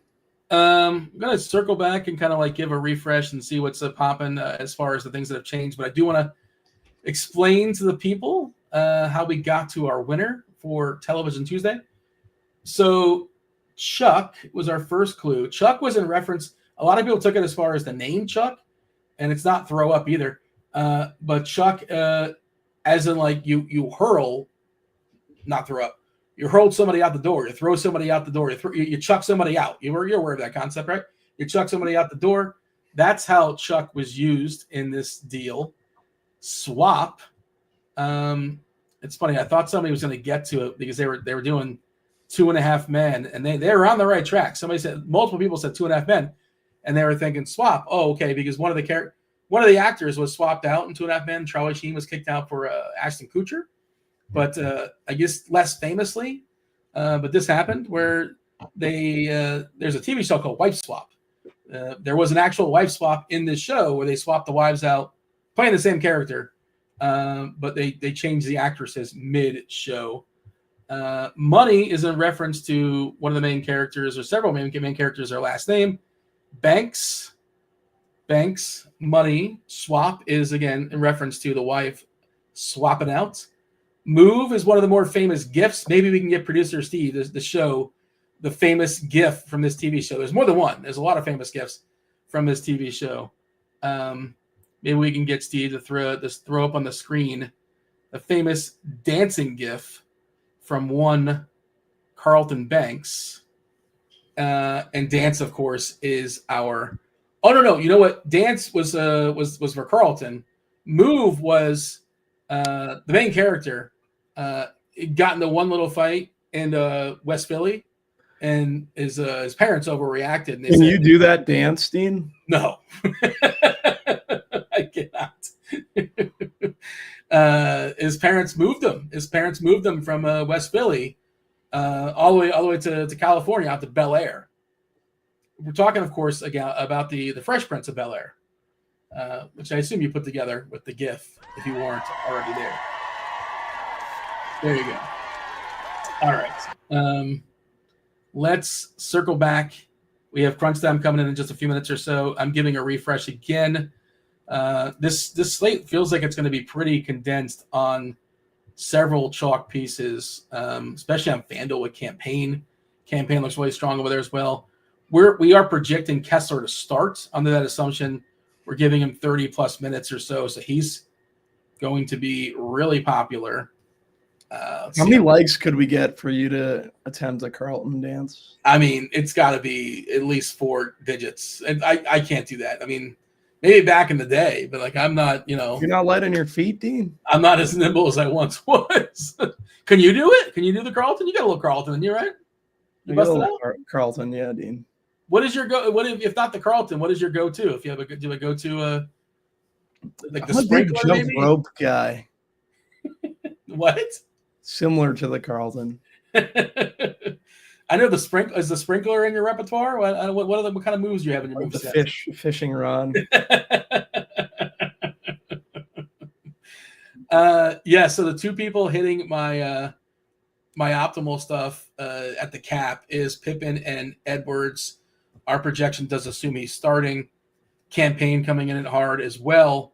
We mentioned Ty Jerome, and the big spends are the ones that I'm seeing popping are Cat and Avdia, Triple J, Jimmy Butler, Banchero, Bane, kind of in that. All similar, actually. They're all like 30 to 40%, right? Cat, Avdia, Triple J, Butler, Banchero, Bane. And I think you talked about Black. I think Black falls back. He's hitting some stuff, but we didn't really like him a ton earlier, and I think I like him less now. All right. We do have Will and TJ and Roth coming in here momentarily. You said before, I don't know if you were teasing it. You let the old cat out of the bag. You said that Ty Jerome, is he your guy? Like you said, he's your guy. Is he your guy? He's my guy, Ty Jerome. Is he the slate breaker, Ty Jerome? I don't know. I like doing the cheapies. Forget, I gave a good one a couple weeks ago. I don't know. Slate breaker. We'll go Jimmy Butler revenge. If you want to pay up. Triple dub? Yeah.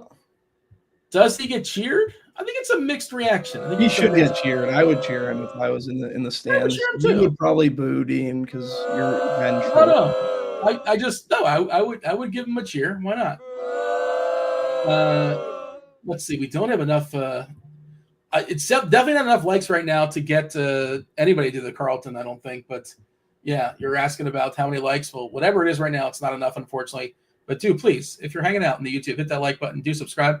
Do turn on those sort of notifications. But also, don't go anywhere because we got 40 minutes of crunch time. Let's go ahead and bring the crunch time team on now. Roth, TJ, Will, maybe here, maybe not. Let's see. Crunch time right now.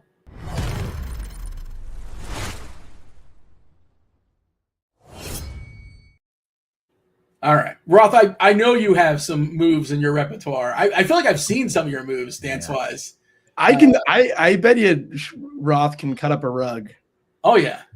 Absolutely. I got some moves. Yeah, I got some moves, but I'm not doing Carlton for 60 likes. That's not going to cut it. We need more than that. Could you do Yeah, that was the last move I did at a RotoGrinders party on the karaoke stage. That's karaoke, I believe. That reminds me of karaoke night for sure. Yeah. I'm still embarrassed about that one. You lost I had some moves that came out with that one. You just became a weatherman. Yeah. When they do the limbo at a wedding, that's when I start getting crazy. I can do a mean limbo. I can do a nice bend. How low can you go? I can go low. Dean. I can go real low. Can you take it to the flow? Oh, I can take it to the flow for sure. Oh, wow. I did not realize you had that in your yeah. I figured you were a sprinkler guy as well. I figured you have the sprinkler working for you. I don't know. But I'll go out there real hard for 5 to 10 minutes, and then I'll be out of breath, real sweaty, and be done for the night. Fair enough. You'll give us 5 or 10 minutes, and then we're good. All right. There's the sprinkler. There you go. Producer Steve is on top of the people were not aware. We got Will. You said that the people missed Film Friday and Movie Monday while you were gone, but they got them. They got both. Oh, and nice. There you go. So they didn't complain about. Nobody complained about your clues. Were they your clues? No one complained about the clue on Friday. People did complain that the movie was a little too obscure and not enough people knew the movie. But on Monday there was no complaints. Yeah, you gotta give the people a movie they've heard of. At least some people. Enough people have. Where Steve's having too much fun now. He's getting carried away. Bobby, anything else before we step aside? Bobby, I don't know if you guys heard this at the start of the show. He won $1 million playing football tonight. Bobby, he already told the people. He called a shot. He's got 5 entries in the $1 million contest. I get 333 to enter. 3,300 and change. He's going to win it again. So I don't know if you guys are registered, but unreg because he's taking down the millie. Unreg. Yep. So a congrats in advance for now. We can going forward 2-time $1 million winner, Bobby Gomes. So congratulations to Bobby. Be nice to him just in case on his way out the door. Congrats, Bobby. Be very nice. Congrats, all right, man. Let's clear the way for crunch time. Y'all got Roth, TJ, Will, myself, and Bobby. Do appreciate y'all watching. We're out of here. Well, no, we're not going anywhere. Roth is taking it over. Take it away, Roth. It's all yours. Good stuff. As always, congrats to Bobby on the $1 million tonight. Welcome to it, ladies and gents. It's crunch time. You know the drill. 2 of the sharpest minds in the biz. This face, a familiar one. It's TJ in the house. What up, TJ? How are you, man? Doing pretty well. We got a fun slate tonight.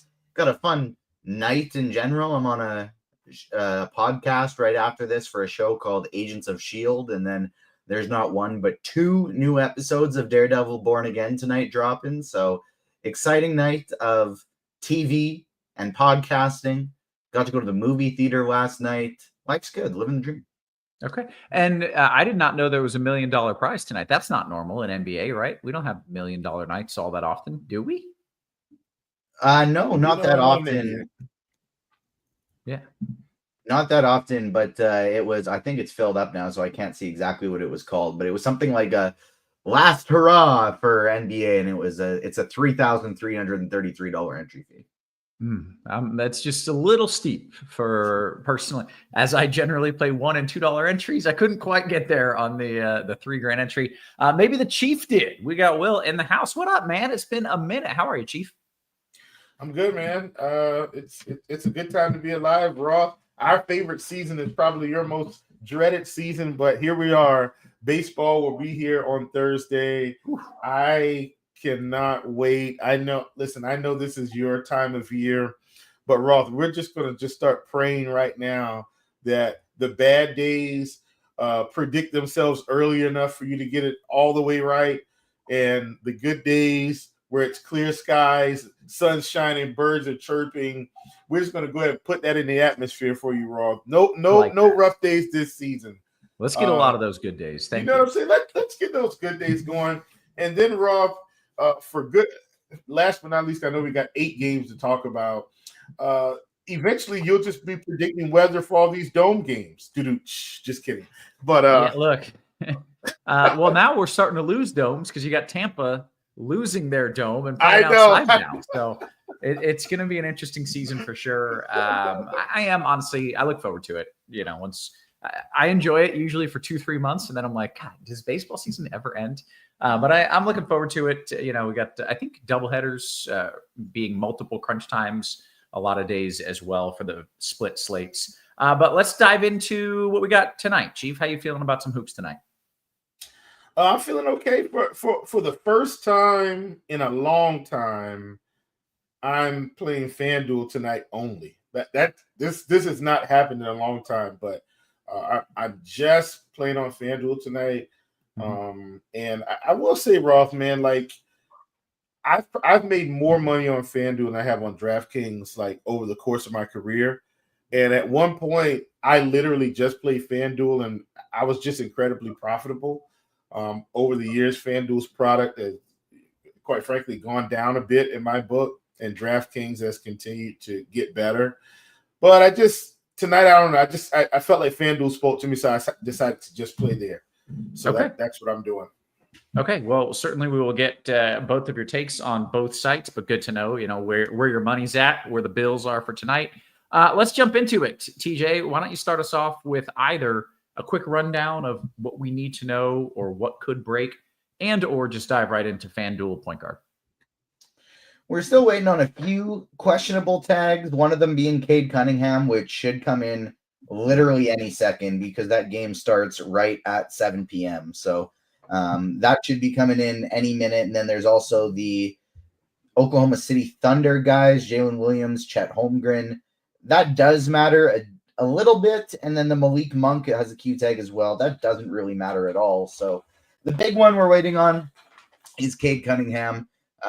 They just got an update right now that Cade Cunningham has not been seen during pregame warmups, and that would actually be huge because I think most of us have been expecting him to play. And if he's in, you can play Cade, you can play Duren, and we don't really care about Detroit at all. You don't have to play anybody, but you can play either of those two.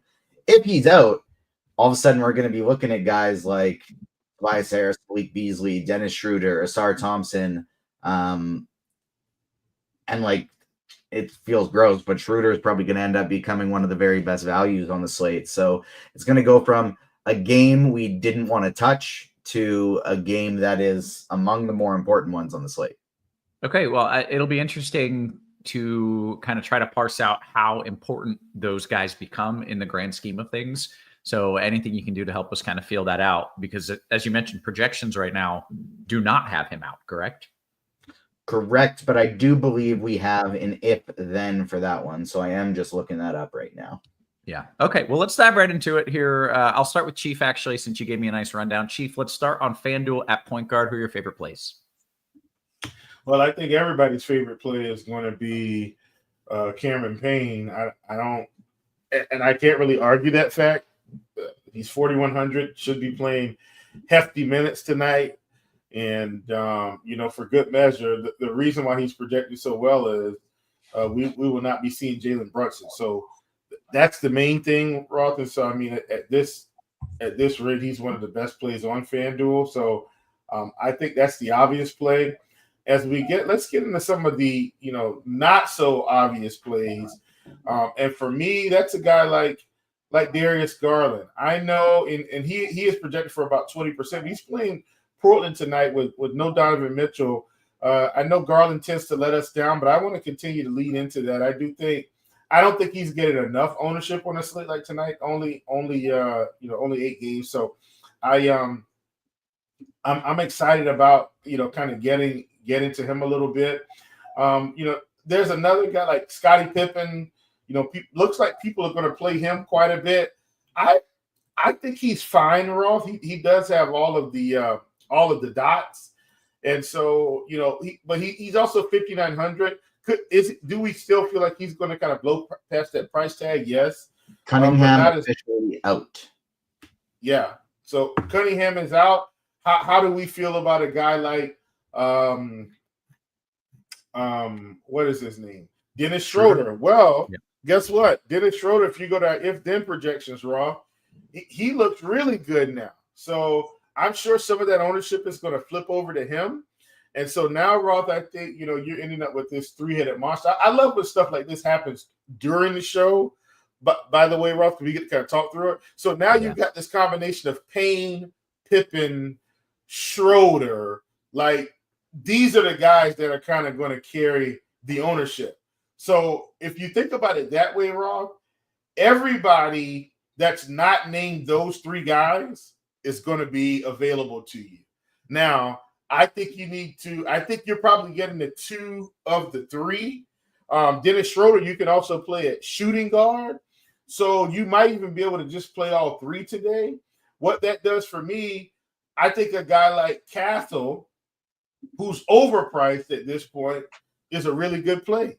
That's your run back in the Detroit game. I think a guy like him, a guy that nobody wants to play, we saw him drop 52 against Philly.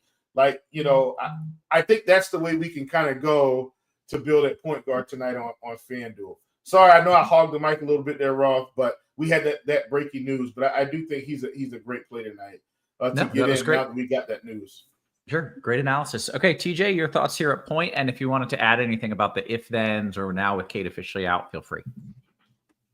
Nope, feel free. I feel like we can dive in. We now have Schroeder among one of the very best plays at the point guard position on FanDuel, projecting for more than 36 fantasy points.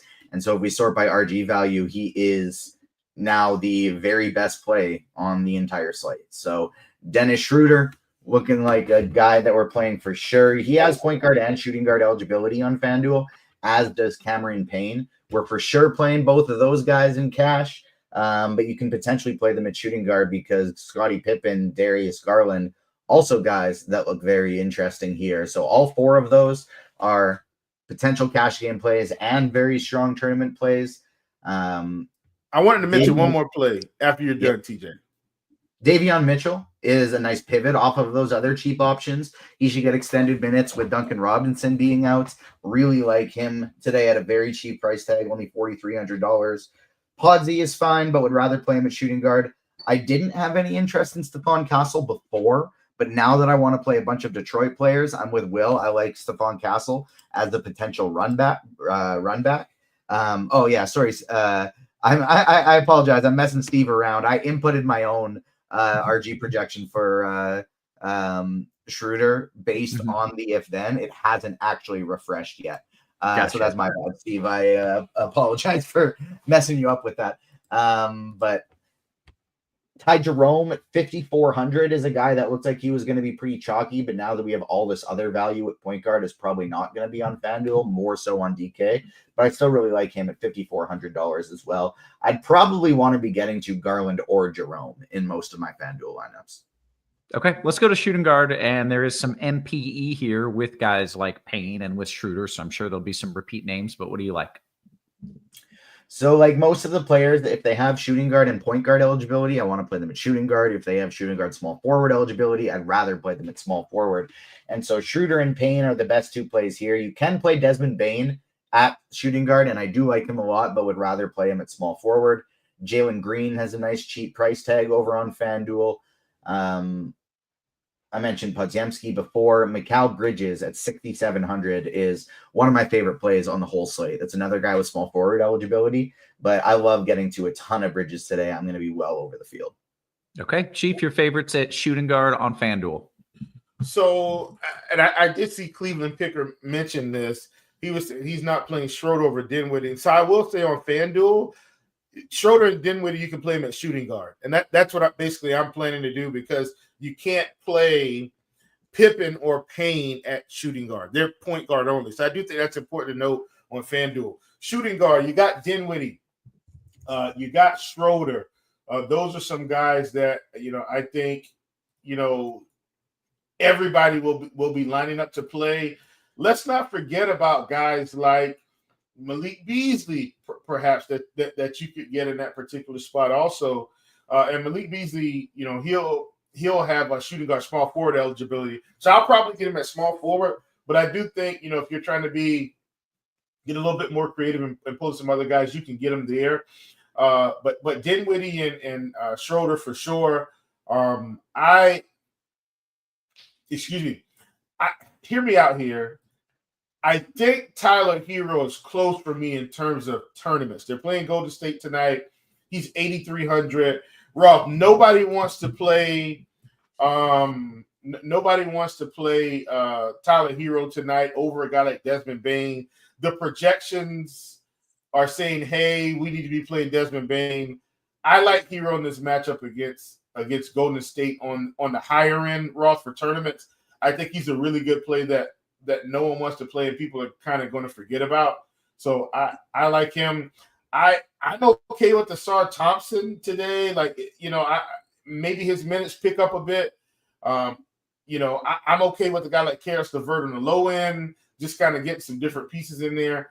But those are most of my guys. And then last but not least, Dylan Brooks against Atlanta. I've been loading up against Atlanta all season. No need to stop now. Brooks isn't at the top of the food chain for me, but at 4,900, in a up tempo matchup. I love it. Okay, good stuff. How about small forward?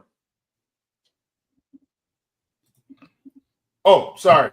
I thought TJ needed to go, but TJ went No, to. I don't think so. TJ I could have it backwards, but you walk me through small forward. We'll get there.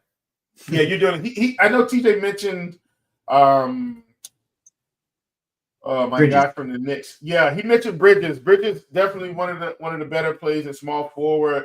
I'm okay if you get to a guy like Moses Moody tonight at 5K. He's been playing really well with the absence of Curry, and so I like him quite a bit.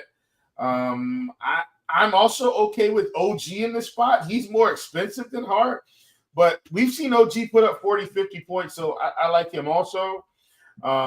Zachary Ricochet is a guy I've been playing at small forward here recently, so I like him. The Grizzlies are giving us all kind of value with Wells and Bain. You can get them there, so I'm fine with that. And then last but not least, man, one of these OKC guys is going to get it done if Jalen Williams sits. So I think, getting to a Wiggins or something like that, like having them prepared to get into your builds, Roth, is going to be key there. Leave a little wiggle room to make a swap or something, because that game's at 10 o'clock. So for tournament purposes, I think taking a stand right now is definitely a good idea. If Williams sits, then, Dort, Williams, one of these guys is going to have a good night against Sacramento. Yeah. Okay, TJ, your thoughts as small forward. And as Chief mentioned, we already talked about Bridges there, who's your favorite player in the spot. Yeah, Bridges is going to be my number one guy here today, 100%. Desmond Bain, love him as well. Jimmy Butler is probably the overall number one at the position. It's his first revenge game back going up against Miami in Miami, and there's no Steph Curry tonight. And so Jimmy Butler is underpriced or just barely properly priced for the fact that there is no Steph Curry. Throwing a little revenge for fun. He's in a great spot. So Butler, I'd go Butler 1, Bridges 2, Bain 3 overall. Or maybe Butler 1, Bain 2, Bridges 3 overall. But for large field tournaments, I would just flip that. Josh Hart, another potential guy in the same range that looks good. Moses Moody, if you need to save some salary. Malik Beasley, if you need to save some salary, looks pretty good now that Cade Cunningham is out. I like the OG call as well, and that's about it. Okay, how about power forward? Najee Marshall, $7,300, looks really good on FanDuel as well. Overpriced on DraftKings, looks great on FanDuel. Power forward, you can play Jimmy here as well. He looks great at the power forward position. Kessler Edwards is a cash game lock and still a good tournament play as long as he starts, and is still fine in large field tournaments if he doesn't, but only in cash if he starts, and we're currently expecting him to. So 4K Kessler Edwards, he looks great. Santi Aldama underpriced on FanDuel at $5,800. I like him quite a bit. You can play OG and Hart at power forward. Najee Marshall at power forward as well. And then two guys I didn't mention at small forward, but I still like Andrew Wiggins on FanDuel quite a bit, only $7,100, and Denny Abdi at $84. He's priced up, but he's been going off lately, and I still think he's, as my guy Chief would like to say, there's still some meat on the bone for large field tournaments there. I think there's a ceiling. Very good. Any Asar Thompson love? I feel like it's such a strong play. I mentioned him. I mentioned Asar. Yeah. Okay. All right. I want to make sure I'm not on an island there. Chief, what are you doing at power forward? Yeah, man. So how are we feeling about Jaren Jackson at 8,600? Picking up some ownership, but I do like him. I think this could be a good spot for him, big time. I'm probably going to get the Jimmy at power forward today. I didn't mention him at small forward. I'm probably going to get some at power forward. I do like Santi Aldama. Whenever we can get Santi Aldama getting 30 minutes, don't good things happen? I mean, good things just happen for this guy when he gets 30 minutes. He's one of my favorites tonight. So he's a guy. If I was, and I'm only doing single entry, if I was mass multi-enter, I'd be close to a lot button on Santi for what it's worth. Do really like him. Edwards is projecting really well at 4K. So, he's a guy that we want to get to. I'm perfectly fine with a guy like Tobias Harris tonight at 6,500. Probably feels a bit more safe, but I do think this is a guy that could go out and get you 40 with the absence of Cade. Maybe they rely on him a little bit more in terms of the scoring. Do we like him? And I think this guy is fringe for tournaments, if you will. But Evan Mobley, 9K, no Donovan Mitchell. And he's not really going to get a whole lot of ownership today, Roth. About 9%. This is a guy that can go out and get you 50, 60 fantasy points. Yeah. So at 9K, I think it's worth the price of admission to get him at that low of ownership in a matchup with no Donovan Mitchell against a weak Portland squad. Okay. How about center? Yeah, center is where it gets tricky for me because I feel like I want to play Karl Anthony Towns, but I don't know if I need to play Karl Anthony Towns because I can get Jalen Duren for 7,100 with no Cade, and perhaps he picks it up a little bit. And his projection right now is looking really tasty. So I like him. All that to say, I do like Towns. He's just on the higher end. I'm actually okay with Bam Adebayo tonight at 8,300. He's a guy that, looks like he's going to pick up some steam also, but I like him. You can also get Mobley at center as well. You can get Jared Allen at center or power forward. I like Jared Allen better at center for what it's worth. Alperen Sengun, matchup of a lifetime against the Atlanta Hawks. Sign me up. I think I'm going to end up with Sengun tonight for what it's worth, Raw. At the end of this thing, a matchup with the Hawks, I just think this is a dream spot for him. So like him quite a bit. Okay. TJ, your favorites at center? Yeah, a lot of the same names that Chief mentioned today. I do really like paying up for Towns, especially on FanDuel at $9,800. He's cheaper on FanDuel than he is on DraftKings. Anytime that happens, I love that. So he's probably going to be the guy that I'd be wanting to get to in cash games. But Jalen Duren at 7,100 looks really great as well. With Cade Cunningham out, another guy that is cheaper on FanDuel than it is on DK. I kind of feel like FanDuel has made its pricing a little bit less tight lately, a little bit easier, but that could just be the fact that there's so many people out all the time that they're having trouble kind of keeping up with it. So Duren and Towns, number 1 and number 2. Kai Jones at 4,900, I think is a phenomenal play for large field GPPs tonight. No PJ Washington. I think they only have 9 guys in their rotation. So Kai Jones looks absolutely great at 4,900, especially if you're looking to fade Kessler Edwards. Say something if you're getting like trying to get over the field on Kessler Edwards tonight, you're playing lots of lineups. Say you have like 70 or 80%. I would play Kai Jones in basically every lineup that doesn't have Kessler Edwards today. Guys like Jaren Jackson Jr., Evan Mobley, Aldama, and even Jared Allen. I really like them today, but I would just probably rather go with the power forward position. Okay. Good stuff. With that, we're going to kick it to DK. Before we do, I want to make sure you get the best deal in the industry. It's right here at RotoGrinders for a limited time. First month of combo pro $79.99. It's only $15 more than if you get PGA Premium. It's only $5 more than if you get NBA Premium. And it's got all the sports. It's got March Madness content as well. It's got baseball content. It's got it all. So make sure you're signing up for RotoGrinders Combo Premium. Let's dive into the slate on DK. TJ, any major differences that stand out between the two sites, just first and foremost? Not really. Nothing super huge. Few players with price discrepancies, like some are much better on one site than the other, but no real big slate differences. Yeah. Okay. Well, then let's just dive into it. TJ, you can start us off with a little DK point guard. What do you like? So this is just a wild position today because there is so many good cheap point guards. Dennis Schroeder, Scottie Pippen Jr., Cameron Payne, Ty Jerome. Oof. You're playing at least 3 in cash, but probably all 4 of them. Jerome would be the one that can fall by the wayside, I think, if you're leaving one of those guys out in cash games. But you're probably going all 4. Not a double center night, but a 4 point guard night. They're my 3 highest owned at the position, followed by Darius Garland, Spencer Dinwiddie, Davion Mitchell. I like as a cheap pivot off of them. Shai Gilgeous-Alexander, nobody's going to be paying up for today, but I really, really like him as a pay-up position. And then LaMelo Ball, same thing. Nobody's going to get there, but I'm going to play just a little bit. That's it for guys I'm playing at point guard, though. Sure. Okay. Chief, your favorites at point? Yeah, definitely like the value guys. I don't think there's any reason for you to not consider, that group. You've got Luke Kennard in that point guard group on DraftKings. I think people might have been confused because I think we were talking, at least for me, I was talking more FanDuel earlier. So if you didn't hear me mention Ty Jerome, well, he's 5,400 on FanDuel. He's like 4,400 on DraftKings. So, yeah. of course, on DraftKings, like that's where I would be trying to get the exposure. So, that's kind of where I am.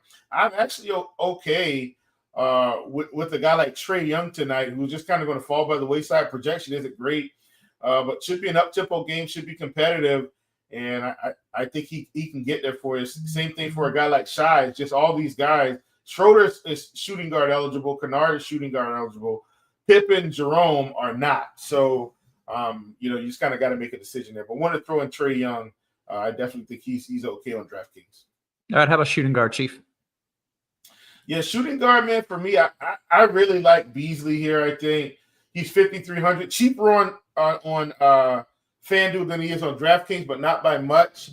And I don't think he's going to – so, like, for instance, we're getting Beasley at 15% raw, Schroeder at 58%. No reason why Beasley can't go out here and put up 40 and Schroeder puts up 32. Do you get what I'm saying? Like, it's definitely in the card. So, while I do like Schroeder, I think Beasley is a great play.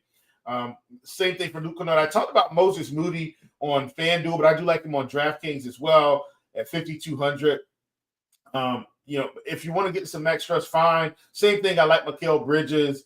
I'm okay with Podsy if you want to get him. And then if I'm going to play Castle on FanDuel, I'm going to play him on DraftKings at 6,800 Roth. He's actually probably one of my favorite mid-range values today at that particular position. I don't think anybody wants to play Tim Hardaway Jr. It's yucky. I think if you're in mass multi-entry mode, Roth, you squeeze him in 10% of your lineups just in case. Yeah. All right. TJ, you just broke some terrible news for me as a Giants fan. I was finally excited because I was going to get to watch Jameis Winston, and now the Giants have signed that lame-ass Russell Wilson. Ugh. TJ, what are we doing at shooting guard? You're muted. Sorry. Ultimate mute. Like dogs ultimate were barking up there. Dogs were barking up there. Didn't want everybody hearing that. Schroeder and Payne are two guys that we already mentioned, but we're getting to a ton of them again here at the shooting guard position. They're my two highest owned. 47% Schroeder, 45% Payne. Next up on the list is Bridges and Bane for me, 30% of each of them. Dinwiddie is next up at 20%, and then after that, I don't have a single player over 5%. Luke Kennard, Sam Merrill, Stephon Castle, Jalen Green, Podziemski, and Jalen Hardy, all just at 3 to 5%. Okay. How about small forward?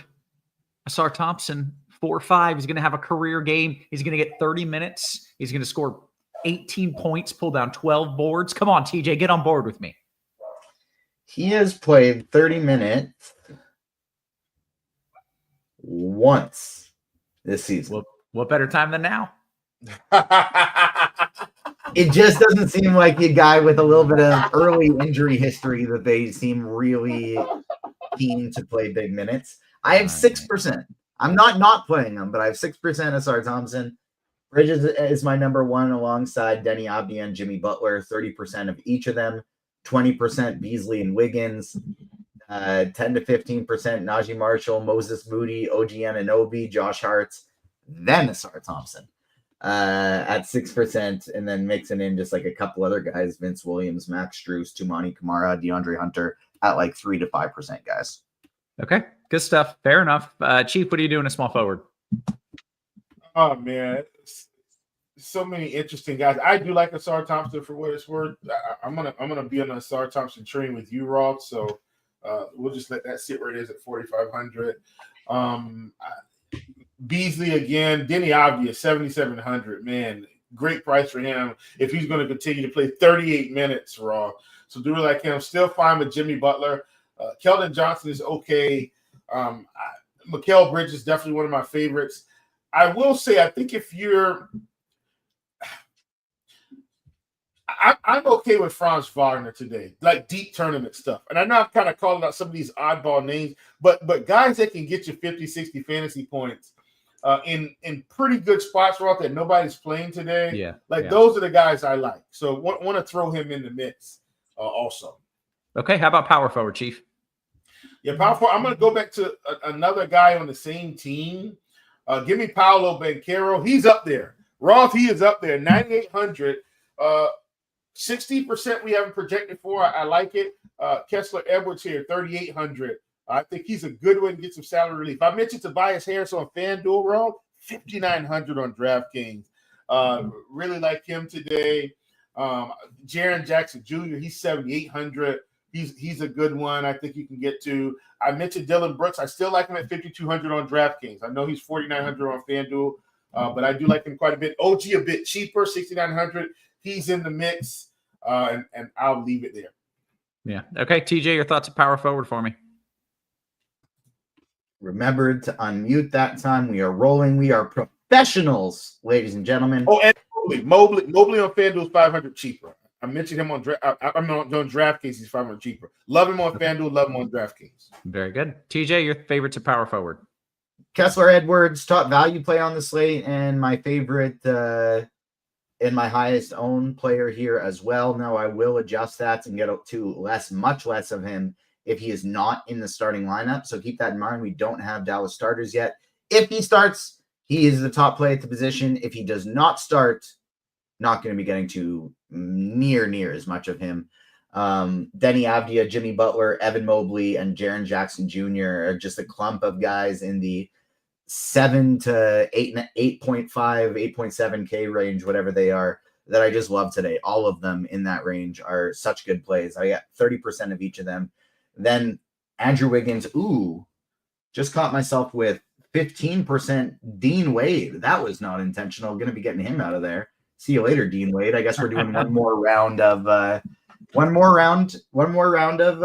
builds, and I guess Roth, just for you, I will also bump up my Asar Thompson exposure just because I missed that. I have to do one more anyways, so I'm going to at least double my Thompson just to make sure I get more of them for you.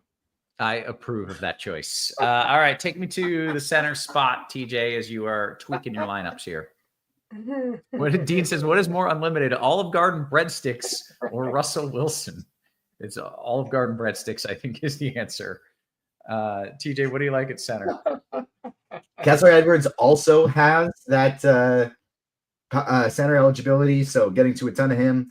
Next highest owned is Kai Jones as a direct pivot off of Kessler Edwards, getting to about 30% Karl Anthony Towns, 30% Mobley.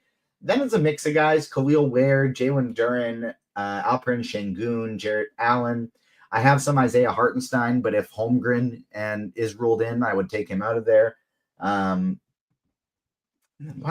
do I still have Reef, Klingon, and Wendell Carter Jr. in there? I don't want to play them. I think I'm just going to take them right out right now. Okay, making moves here. 5 minutes until just making that player pool smaller and smaller as we go. I approve. All right, Chief, what are you doing at center? Same old guys. Jalen Duren. I'm okay with Quentin Post if you need to get him in there. I'm okay with Cat. I'm okay with Jaren Jackson Jr. I'm okay with Wendell Carter Jr. Ware on DraftKings is probably a really good play at 5,500. Okay with him. Those are the guys. Okay. Good stuff. Guys, we have 4 or 5 minutes here until lock, which Şengün also at 9K, but I mentioned him on FanDuel. Yep. I think it's going to be a night for the Thompson bros. Both Thompsons going off tonight. I'm pulling up the Discord. That is where the cool kids hang out. So let's see what we've got. I've got Hero in single game entry, but part of me thinks it's just all narrative going against Butler. Is it?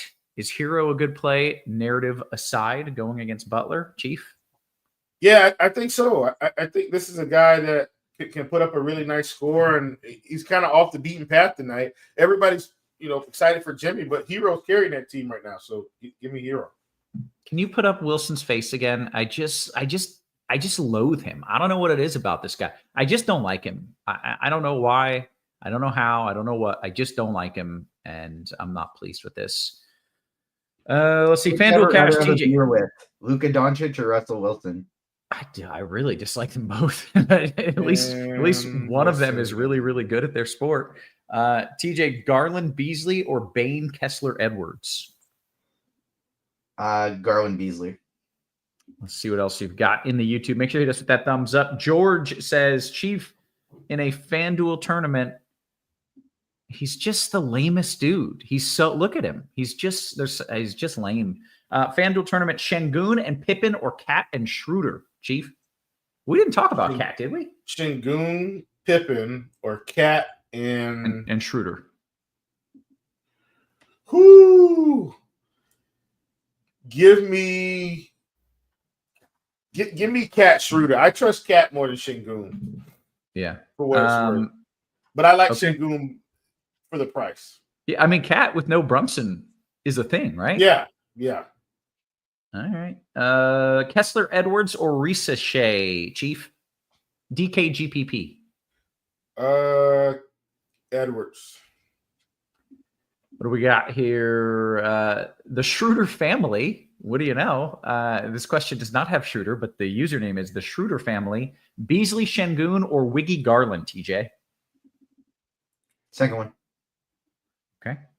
Joe says, Roth, the Giants are going to draft Sanders, and Jameis and Russell will mentor him. Jameis is a mentor. It's a scary thought. K-Town's Finest says, Asar Thompson breaks the slate. Book it. My guy. I am on board with that. We are 2 minutes until lock. If you've got some questions, drop them in. TJ, I got a 3v3 DK Cash. Butler, Duren, Tobias, or Ty Jerome, Boncaro, and Denny. Second one. Chief, thoughts on Precious Achua, 36 hundo on DK? Nasty. Don't like it. Okay. Single entry, Daquan Jeffries. No. Okay. You have great value tonight. We don't got to mess around with guys like Daquan Jeffries and Precious Achua. Yeah. Ray says the Asar love scares me. I normally like him. To be fair, it's mostly just me, and I'm a weatherman, so I wouldn't get. I wouldn't say he's too loved here. TJ, my main lineup tonight for DK tournament has 5 players between 7 and 8,800, and 3 players between 3,000 and 3,500. Is that crazy? Nope. No. Okay. Chief, FanDuel Cash, Paolo or Cat straight up? Cat. Ray says Scoot Henderson slate breaker. Chief, any interest in Scoot? No. Okay. We're less than a minute until lock. I think we're doing pretty good here. We've caught up on all the questions. Yeah. Hey, guess what? We're doing all the things. We caught up on all the questions. Hey, tune in 15 minutes from now, maybe 15 and a half. We got our PGA show coming up. And one thing that RotoGrinders does exceptionally well is PGA content. So we've got some of the best minds in the industry when it comes to PGA. So make sure you're checking that out 15 minutes from now. Last spot in DK Cash, TJ, Triple J or Abdia? That is so tough, but I guess Triple J. Okay. He projects for 1.37 more points. There you go. All right. Hey, with that, it's time to bounce on out of here. For Chief, for TJ, for our wonderful production crew, always working hard behind the scenes. Guys, we appreciate you. We love you. We will catch you tomorrow. You have